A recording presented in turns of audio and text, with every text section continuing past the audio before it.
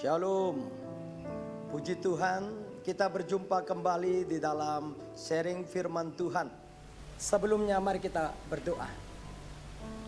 Bapa, terima kasih karena Tuhan sudah menyertai langkah-langkah kehidupan kami. Terima kasih buat kuasa-Mu Tuhan yang melingkupi kami, yang menutup bungkus kami, sehingga kami tetap aman dalam perlindungan. Terima kasih buat hari-hari yang kami boleh lalui Tuhan. Di tengah-tengah keadaan yang tidak baik, Tuhan tetap memelihara kami. Kalau sebentar kami akan belajar bersama-sama Tuhan kebenaran firman-Mu.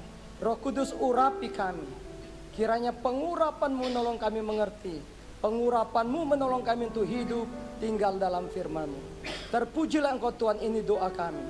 Dalam nama Tuhan Yesus. Amin. Nah, hari ini satu topik yang menarik adalah bagaimana Joshua memimpin bangsa Israel untuk masuk ke tanah Kanaan. Diawali dengan Yosua harus membawa mereka menyeberangi sungai Yordan. Tuhan perintahkan kepada Joshua, Yosua, mari perintahkan kepada imam-imam pengangkut tabut perjanjian, supaya mereka berjalan di depan daripada bangsa ini. Sebab pada waktu imam pengangkut tabut perjanjian menginjakkan kakinya di sungai Yordan, maka sungai itu akan berhenti mengalir.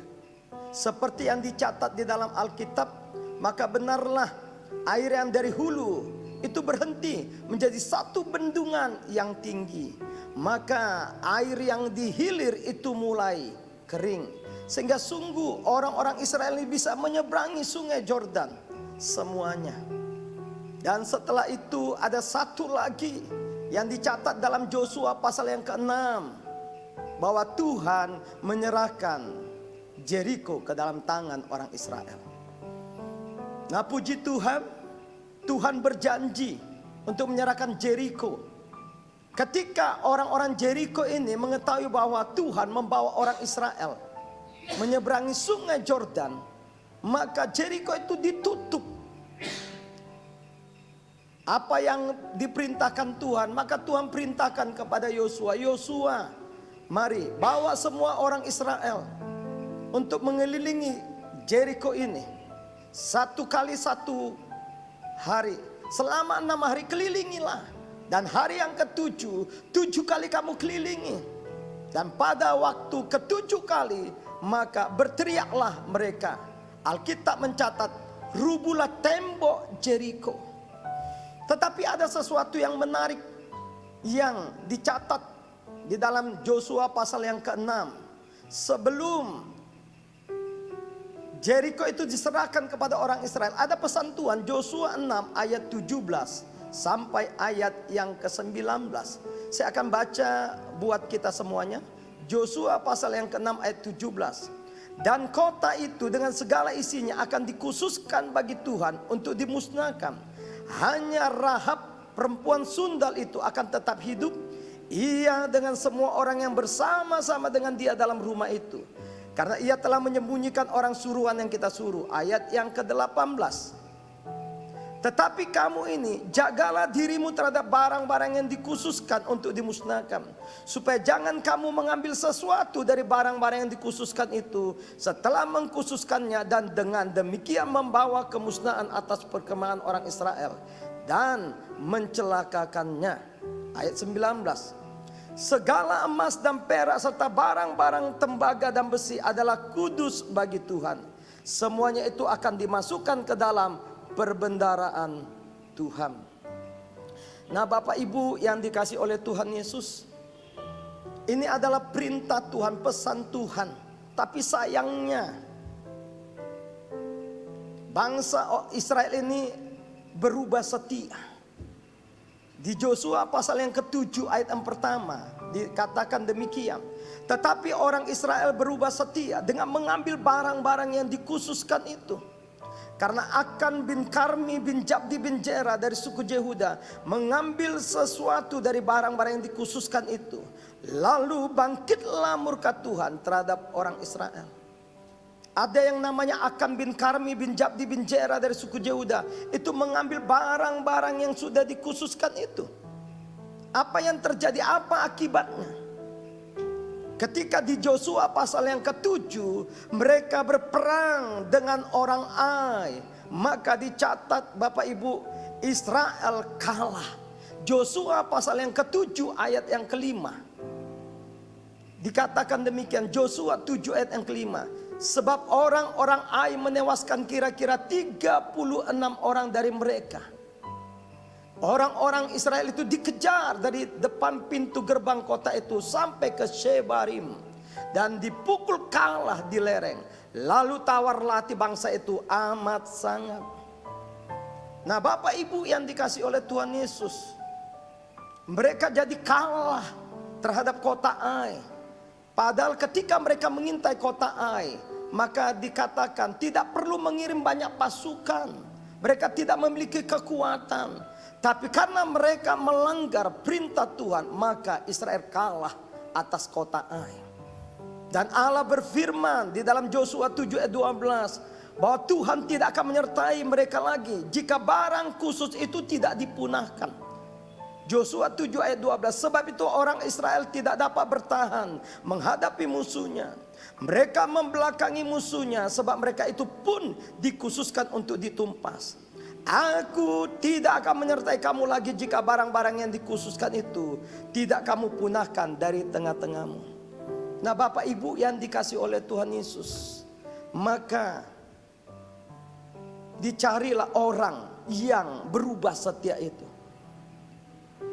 Dicatat di Alkitab cara mengadili dan mengetahui orang yang mencuri itu. Maka tampillah tiap-tiap suku, tampillah tiap-tiap kaum, tampillah tiap keluarga, lalu seorang demi seorang. Dan benar, didapatilah suku Yehuda, didapatilah kaum Jera, didapatilah keluarga Jabdi, dan didapatilah Akan.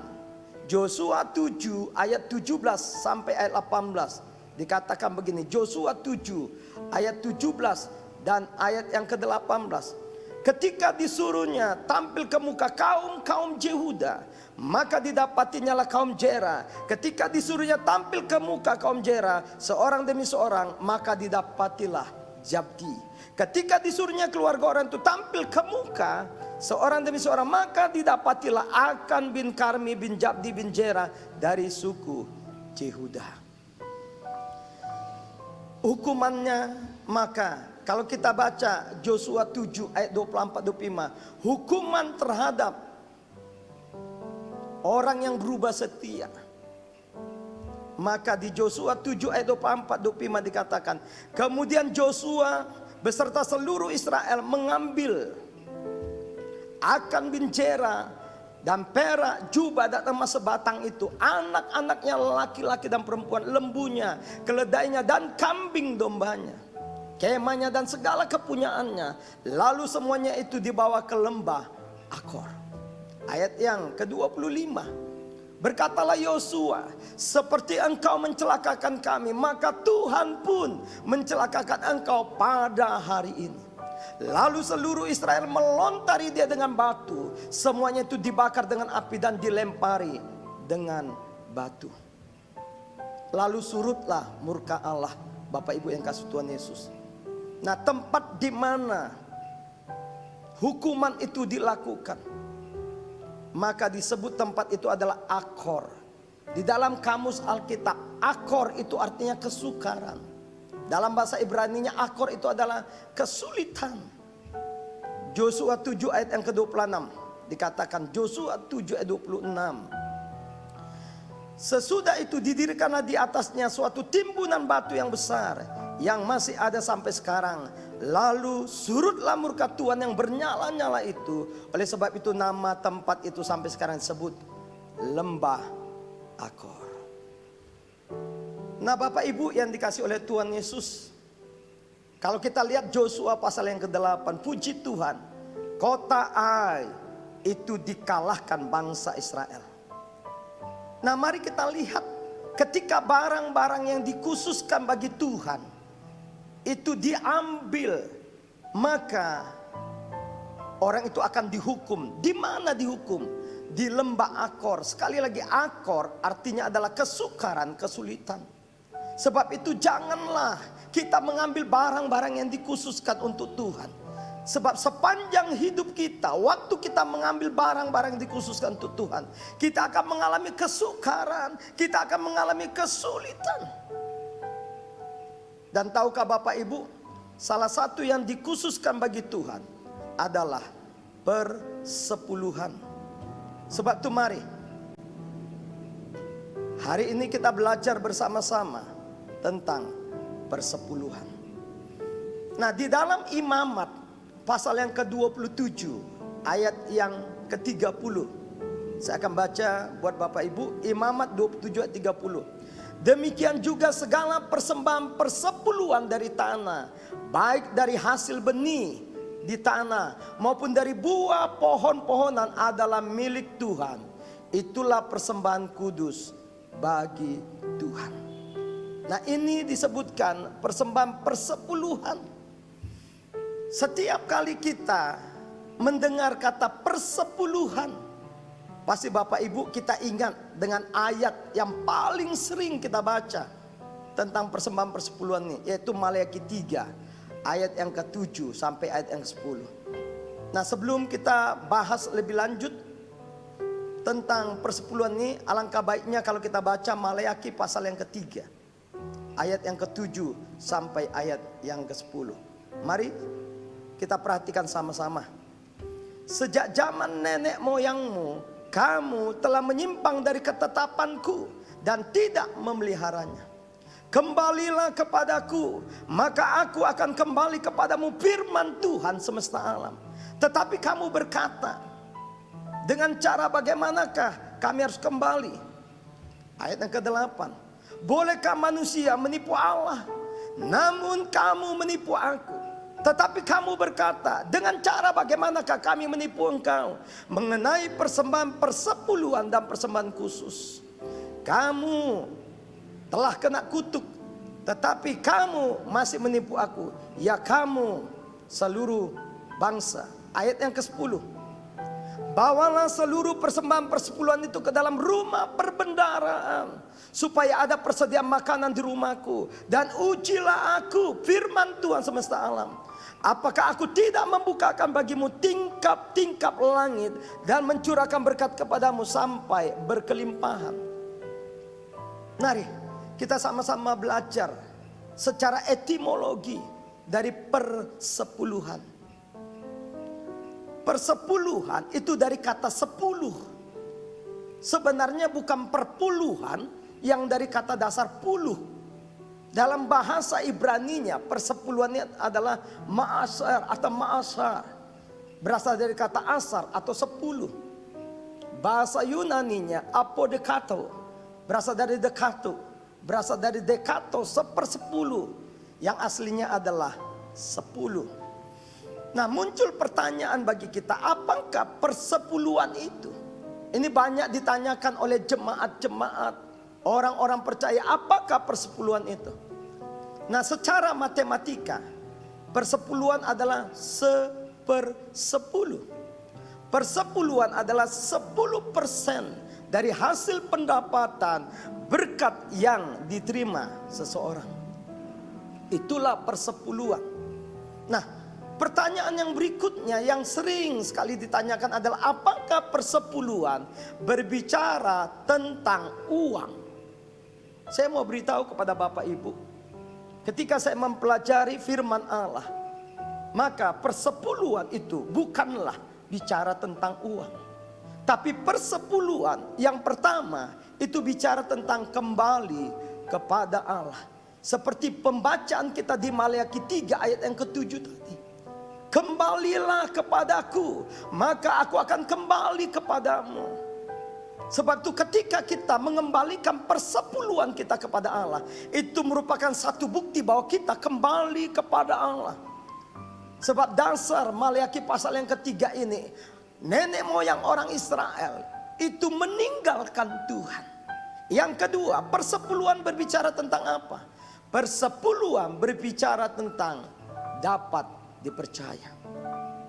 Karena persepuluhan ini adalah milik Tuhan. Saya kasih satu ilustrasi kepada Bapak Ibu semuanya.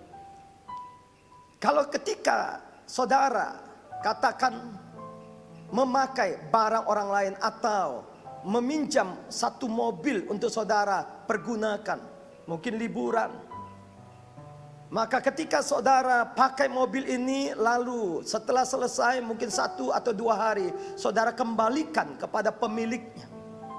Tetapi ketika saudara kembalikan, maaf, kaca spionnya hilang 2. Bahan bakarnya itu habis. Dan mobil itu begitu sangat kotor sekali. Lalu saudara kembalikan kepada pemiliknya. Mungkin karena saudara dekat dengan pemiliknya. Ketika pemilik melihat itu, dia hanya berkata, kenapa hilang kaca spionnya? Loh, kenapa ini seperti ini? Seperti ini. Karena begitu dekat hubungan saudara, dia tidak marah. Tapi apa yang terjadi? Satu kali ketika saudara ingin meminjam kembali, ingin memakai kembali mobil itu, mungkin yang punya akan berkata seperti ini, maaf, mobilnya dipergunakan, maaf, mobilnya seperti ini, maaf, mobil seperti ini. Kenapa? Karena kita tidak dapat dipercaya. Sekali lagi, persepuluhan adalah milik Tuhan. Ketika kita tidak mengembalikan bagaimana seharusnya, berarti kita adalah orang yang tidak dapat dipercaya. Lalu pertanyaan berikutnya akan muncul seperti ini. Apakah persepuluhan terhisap dalam hukum Taurat? Bapak Ibu yang dikasih oleh Tuhan Yesus, persepuluhan tidaklah terhisap ke dalam hukum Taurat. Kenapa?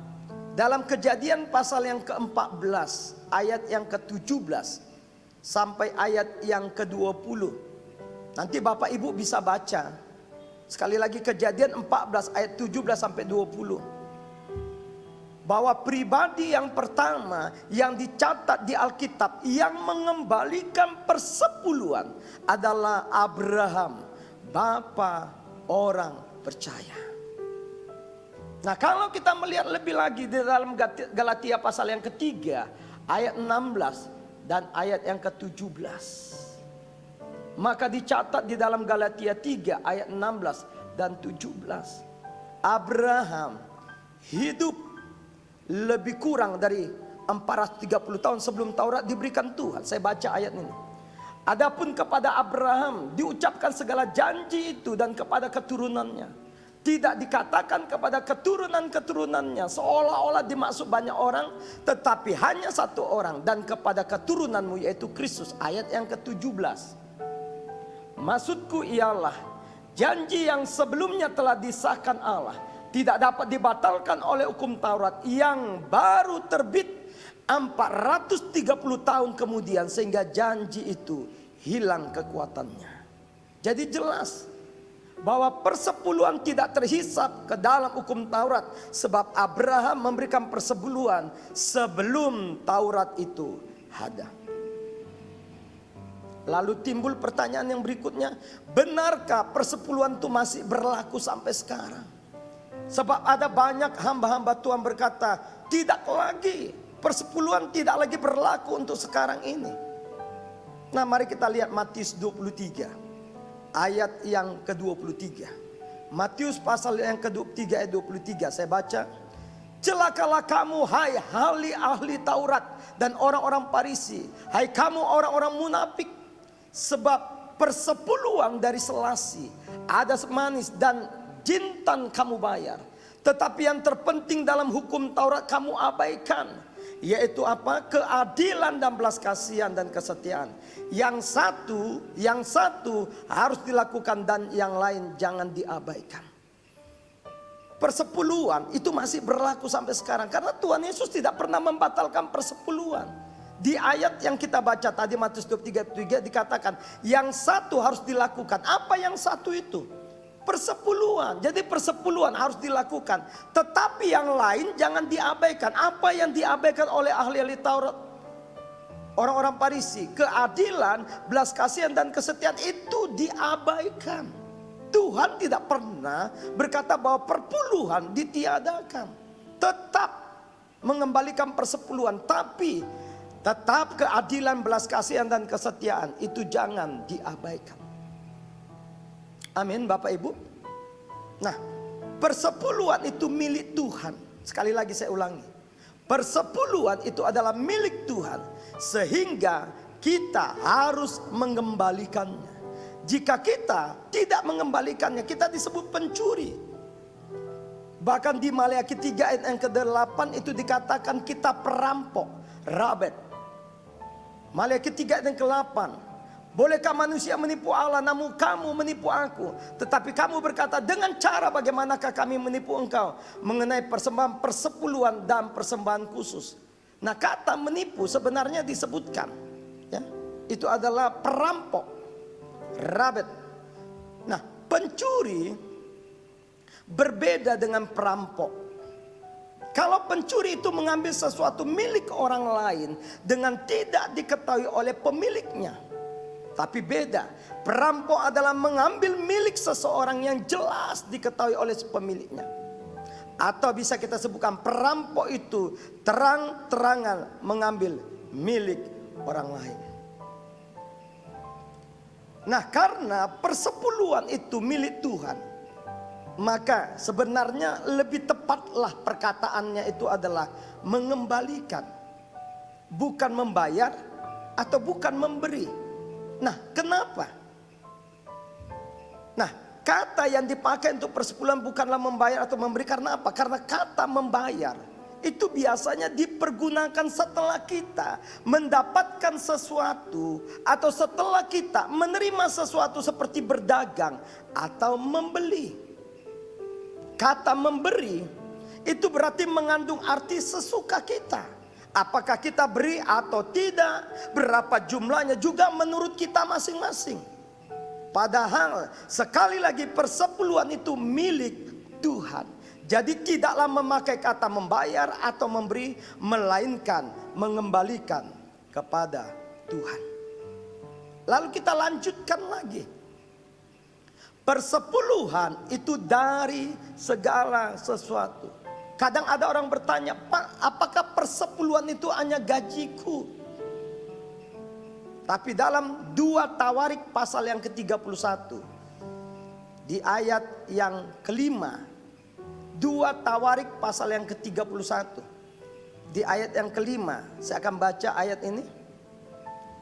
Segera setelah perintah itu tersiar, orang Israel membawa dalam jumlah yang besar hasil pertama daripada gandum, anggur, minyak, madu, dan segala macam hasil bumi. Mereka membawa juga persembahan persepuluhan dari segala sesuatu dalam jumlah yang besar. Saya ulangi kalimat terakhir. Membawa juga persembahan persepuluhan dari segala sesuatu dalam jumlah yang besar. Nah, Bapak Ibu yang dikasih oleh Tuhan Yesus, persepuluhan tidak hanya dari, maaf kalau kita pegawai, gaji yang kita terima tiap bulan. Tapi dari segala sesuatu, berkat-berkat yang kita terima sepanjang 1 bulan itu, maka 1/10 itu adalah persepuluhan yang harus kita kembalikan kepada Tuhan. Dan mari kita lihat selanjutnya. Ada orang yang bertanya, Pak Pendeta, bisakah persepuluhan saya itu saya kasih setengah ke gereja di mana saya ibadah, setengah lagi ke gereja di mana saya dulu pernah beribadah, di satu kota di mana saya pernah tinggal. Persepuluhan tidak diberikan di sembarang tempat atau di tempat yang kita sukai, tetapi di tempat yang Tuhan beritahukan kepada kita, yaitu apa Bapak Ibu? Rumah Tuhan. Di dalam Ulangan pasal yang ke-12 ayat yang ke-11 sampai ayat yang ke-14, Bapak Ibu bisa lihat di ayat itu. Tapi saya mau kita bersama-sama sekali lagi baca Maleakhi 3 ayat yang ke-10. Maleakhi 3 ayat 10, bawalah seluruh persembahan persepuluhan itu ke dalam rumah perbendaharaan. Kemana Bapak Ibu? Ke dalam rumah perbendaharaan, supaya ada persediaan makanan di rumahku. Dan ujilah aku, firman Tuhan semesta alam, apakah aku tidak membukakan bagimu tingkap-tingkap langit dan mencurahkan berkat kepadamu sampai berkelimpahan. Jadi kemanakah Bapak Ibu kita bawa persembahan? kita kembalikan persepuluhan kita, yaitu ke rumah Tuhan, ke rumah perbendaharaan, di mana kita itu beribadah, di mana kita mendapatkan makanan rohani untuk kita bisa tetap kuat di dalam Tuhan. Dan yang terakhir, ini juga pertanyaan yang sering ditanyakan. Apa perbedaan persembahan dengan persepuluhan? Nah, mari saya lihat. Saya sampaikan kepada Bapak Ibu. Persepuluhan adalah 10% dari penghasilan yang diterima seseorang. Sedangkan semua pemberian kepada Tuhan setelah kita kurangi persepuluhan, itu disebut persembahan. Saya ulangi Bapak Ibu. Persepuluhan adalah 10% dari penghasilan yang diterima seseorang. Sedangkan semua pemberian kepada Tuhan setelah kita kurangi persepuluhan disebut persembahan. Ada persembahan ucapan syukur, ada persembahan sukacita, ada persembahan diakonia, ada persembahan misi atau yang lainnya. Nah, yang berikutnya, persepuluhan adalah mengembalikan milik Tuhan sehingga tidak punya motivasi supaya diberkati. Sekali lagi, persepuluhan adalah mengembalikan milik Tuhan sehingga tidak punya motivasi supaya diberkati. Sedangkan persembahan itu selalu kita ingat berlaku hukum tabur tuai. 30 kali lipat, 60 kali lipat, sampai 100 kali lipat. Walaupun sebenarnya persembahan haruslah dimotivasi karena mencintai Tuhan. Amin Bapak Ibu. Nah, puji Tuhan, biarlah lewat sharing firman Tuhan di hari ini kita sama-sama belajar untuk bisa mengembalikan apa yang menjadi milik Tuhan. Saya ulangi kisah yang pertama tadi saya sampaikan. Kekalahan bangsa Israel berperang dengan orang Ai. Itu karena Akan bin Zerah mengambil barang-barang yang dikhususkan bagi Tuhan. Sehingga akhirnya dia mati di lembah Akor. Akor artinya kesukaran, Akor artinya kesulitan. Kalau sampai hari ini Bapak Ibu yang dikasih oleh Tuhan Yesus, kita mengalami kesukaran dalam hidup, kesulitan dalam hidup, khususnya di dalam hal keuangan. Kalau sampai hari ini keuangan kita itu sulit sekali, sukar kita untuk melihat kebutuhan kita dicukupkan. Mari perhatikan, apakah kita sampai hari ini setia mengembalikan persepuluhan kita. Jangan sampai kita mengalami seperti yang dialami oleh Akan bin Zerah. Puji Tuhan, kita sudah belajar kebenaran firman Tuhan hari ini. Biarlah itu kita simpan dalam hati kita renungkan, kita lakukan. Sebab itu saya mengajak Bapak Ibu, mari kita tutup sharing firman Tuhan ini dengan doa. Mari kita satukan hati kita berdoa. Kembali kami mengucap syukur kepadamu Tuhan, sebab kebenaran-kebenaran firman-Mu yang sudah disingkapkan itu menjadi kekuatan. Meteraikanlah itu Tuhan, pegangan bagi hidup kami, bukan hanya untuk hari ini, tapi untuk menjalani kehidupan kami selanjutnya. Berkati setiap umat-Mu yang mendengarkan streaming daripada firman Tuhan ini. Biar Engkau terus menambah-nambahkan kerinduan akan Tuhan kepada setiap kami. Terima kasih Bapa, kami menyerahkan seluruh kehidupan kami ada di dalam genggaman tangan kuat kuasa-Mu. Ini doa kami dalam nama Tuhan Yesus. Haleluya. Amin. Shalom. Tuhan Yesus memberkati.